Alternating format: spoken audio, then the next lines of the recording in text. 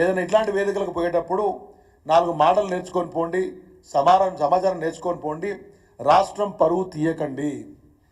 అసలు ఒలింపిక్స్ నిర్వహణకు సంబంధించి ఈ రాష్ట్ర ముఖ్యమంత్రికి కానీ వాళ్ళ మంత్రివర్గంలో ఉన్నటువంటి మంత్రులకు కానీ మినిమం అవగాహన ఉందా అని అడుగుతా ఉన్నాను. మిస్ వరల్డ్ పోటీలకి ఒలింపిక్స్ నిర్వహణకి ఏమన్నా పోలిక ఉందా బైసా? ఎవడన్నా నవ్వుతున్ననే ఇంగిత జ్ఞానం కూడా లేకపోతే ఎట్లా? అందుకే జోకర్ మాటలు మాట్లాడదని చెప్పినాను. 500 కోట్ల పెట్టుబడి ఏం లేదంటావు, రాష్ట్రంలో సర్పంచులకు బిల్లులు ఇవ్వవు, రిటైర్ అయినటువంటి ఎంప్లాయీస్కి గ్రాట్యుటీ పిఎఫ్లు ఇవ్వవు, రోడ్లు వేసిన వాళ్ళకో మోరీలు కట్టిన వాళ్ళకో పైసలు ఇవ్వవు, విఆర్ఏలకు నెలల తరబడి శాలరీలు ఇవ్వవు. నిన్న మనమందరం చూసినాం, రాష్ట్రం పరువు పోయే విధంగా తొలిసారి కాంట్రాక్టర్లందరూ పోయి సెక్రటేరియట్లో ఆర్థిక మంత్రి ఛాంబర్ ముందు లొల్లి చేస్తే వెనక గేట్ నుంచి పారిపోయినటువంటి ఒక చెత్త ప్రభుత్వం మీరు నడిపిస్తూ నేను ఒలింపిక్ నిర్వహణ చేస్తా అంటే ఎవడైనా నమ్ముతాడా? ఇంగిత జ్ఞానం ఉన్నవాళ్ళు మాడే మాటలేనా ఇవి కూడా? ఒకవైపు మీ ప్రభుత్వము 20% కమిషన్ ప్రభుత్వం అని చెప్పేసి కాంట్రాక్టర్లు ఓపెన్గా మాడుతూ ఉన్నారు. రిటైర్ అయిన ఎంప్లాయీస్కి వాళ్ళకి రావాల్సినటువంటి బెనిఫిట్లు ఇవ్వమంటే కూడా మమ్మల్ని కమిషన్లు అడుగుతున్నారు, పైరవీకారులు తిరుగుతున్నారు మా చుట్టూ అని చెప్పేసి రిటైర్ అయిన ఎంప్లాయీలు కోర్టుకు పోతున్నారు మా డబ్బులు ఇవ్వమని కాంట్రాక్టర్లు ఎంప్లాయీస్. ఇంత అధ్వాన్న పరిస్థితి పెట్టుకొని 20% కమిషన్లు ఉన్నటువంటి యొక్క బ్రోకర్లను ప్రభుత్వంలో పెట్టుకొని అడుగుతున్నటువంటి బ్రోకర్లను ప్రభుత్వంలో పెట్టుకొని మీరు ఒలింపిక్స్ నిర్వహణ చేస్తాను, నాది బ్రహ్మాండంగా ఉంది, this government is run by bunch of jokers and brokers. ఎందుకంటున్నానంటే ఒకవైపు రాష్ట్ర ఆర్థిక పరిస్థితి బాగాలేదంటావు, అసలు ఒలింపిక్ నిర్వహణ అంటే ఏంటి? పోయిన ఒలింపిక్స్ నిర్వహణకి 1,50,000 కోట్ల యొక్క వ్యయమైంది. 1,50,000 కోట్లు దగ్గర 15,000 మంది పైగా అథ్లెట్లు క్రీడాకారులు పాల్గొంటారు. క్రీడాకారులే దాంట్లో 12,000 మంది మేజర్ ఒలింపిక్స్లో పార్టిసిపేట్ చేస్తారు, తర్వాత మిగతా వాళ్ళు వింటారు అనుకోండి. అంటే ప్లేయర్లు ఎంతమంది ఉంటే దానికి కావాల్సినటువంటి యొక్క సెక్యూరిటీ కానివ్వండి, మిగతా నిర్వహణ కావాల్సినటువంటి స్టాఫ్, అది పెద్ద వ్యవహారం. మొత్తం అభివృద్ధి చెందినటువంటి యొక్క దేశాలు అయితే ఉన్నాయో అటువంటి ఆర్థిక వ్యవస్థ ఉన్నటువంటి దేశాలే ఒలింపిక్స్ నిర్వహణకు పారిపోతూ ఉన్నారు. ఇవాళ మాకొద్దనేటువంటి ఒక పరిస్థితులు ఉన్నాయి. ఏమిట్లకేం లేదు, బిల్లులు ఇవ్వవు, జీతాలు ఇవ్వవు, ఇచ్చే బిల్లులకు కమిషన్లు అడుగుతావు, ఒలింపిక్స్ నిర్వహణ చేస్తామంటారు. మినిమం అవగాహన ఉందా? ఇన్ఫ్రాస్ట్రక్చర్ గురించి మాట్లాడుతున్నారు.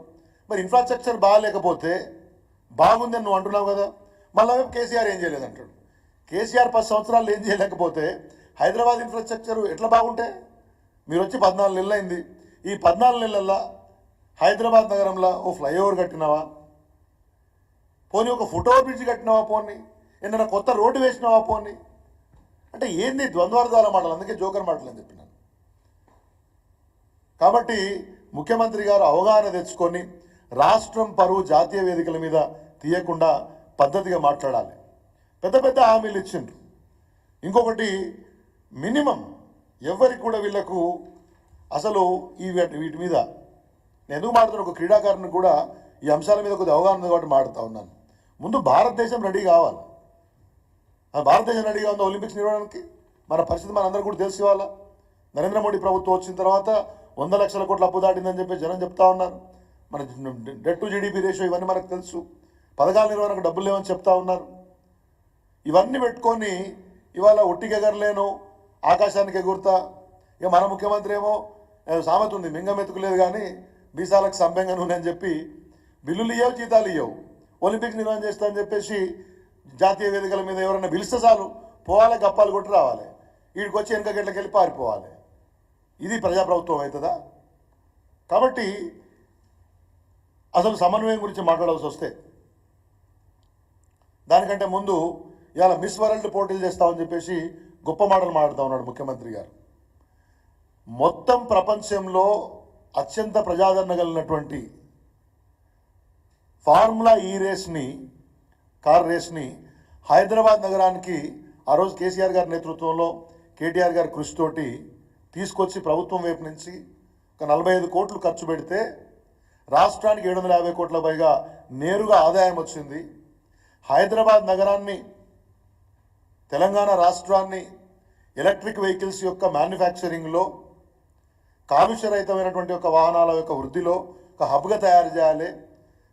దాని ద్వారా ఉపాధి కల్పన జరుగుతుంది, రాష్ట్రానికి ఆదాయం పెరుగుతుంది, ప్రపంచ దేశాల సరసన రాష్ట్రాల మన నగరాల సరసన హైదరాబాద్ వస్తుందని చెప్పి ఫార్ములా ఈ రేస్ తెచ్చి 45 కోట్ల నిర్వహణ చేస్తే దాంట్లో ఏదో అవినీతి జరిగిందని చెప్పి కేసులు పెడతామని, జైలు వేస్తామని ప్రగల్భాలు పలుకుతుంది, ఇంట్లో వంటివి. ఇప్పుడేమో మిస్ వరల్డ్ చేస్తే 200 కోట్లు ఖర్చు పెడతానని చెప్పేసి మాట్లాడుతూ ఉన్నారు. ఫార్ములా ఈ రేస్ నిర్వహణ చేస్తే పెద్ద పెద్ద కంపెనీలు, మర్సిడీస్ లాంటి కంపెనీలు, వరల్డ్ ఓవర్లో ఉన్నటువంటి ఒక పెద్ద ఆటోమొబైల్ కంపెనీలు, భారతదేశంలో ఉన్నటువంటి పెద్ద కంపెనీలు, పెద్ద పెద్ద వ్యాపార దిగ్గజాలు హైదరాబాద్ నగరం వైపు చూస్తే మొబిలిటీ వీక్ పేరుతో కార్యక్రమాలు నిర్వహిస్తే పెద్ద పేరు వచ్చింది. దాన్నేమో స్కామ్ అంటివి. మరి ఇప్పుడు ఇవాళ మిస్ వరల్డ్ చేస్తే దాని మీద 200 కోట్లు ఖర్చు పెడితే రాష్ట్రానికి వచ్చే లాభం ఏంది? మరి అది కూడా స్కామే అవుతుందా? ముఖ్యమంత్రి చెప్పాలి. అదే ఫార్ములా ఈ రేస్ చేస్తే తప్పెట్లయితుంది? మీరు చూస్తే ఆయన యొక్క ప్రసంగాలు చూస్తే ఏదో నష్టం జరిగిపోయింది, హైదరాబాద్ నగరానికి ఇంత నష్టం జరిగేది, ఇంత ఒప్పందం జరిగేది, స్కామ్ జరిగేది అని మాట్లాడిండు. మరి ఇప్పుడు ఫార్ములా ఈ రేస్ చేస్తే తప్పెట్లయింది? మిస్ వరల్డ్ చేస్తే రాష్ట్రానికి న్యాయం ఎట్లా జరుగుతుంది? అదొక అందాల పోటీ. 120 మంది 130 మంది పార్టిసిపేట్ చేస్తారు. ఆయన పోలిక చూడండి, మిస్ వరల్డ్ చేసేటువంటి ఒలింపిక్స్ చేయలేనా? మిస్ వరల్డ్లో వచ్చే 120 మందికి ఏ తాజ్ కృష్ణనో లేకపోతే ఏదైనా ఒక రిసార్ట్ బుక్ చేస్తే 1-2 రోజుల కథం దుకాణం. ఒలింపిక్స్ అంటే ఏందనుకుంటాను? ఇవాళనే 1,50,000 కోట్లు అంటే పోయినసారి 36 కూడా అయిపోయింది బుకింగ్. అంటే దే హ్యావ్ ఆల్రెడీ రిజర్వ్డ్. నువ్వు చేస్తే మళ్ళీ 36 చేయాలి, 34 నాకు తెలిసి 20 నెక్స్ట్ ఆ తర్వాత వచ్చేటటువంటి యొక్క ఒలింపిక్స్ కూడా almost they have reserved the area. మళ్ళీ మీరు కొత్త తీసుకోవాలంటే అప్పటికి ఒక 4-5 లక్షల కోట్లు అవుతుంది. ఓ 15-20 వేల మంది క్రీడాకారులే వస్తారు.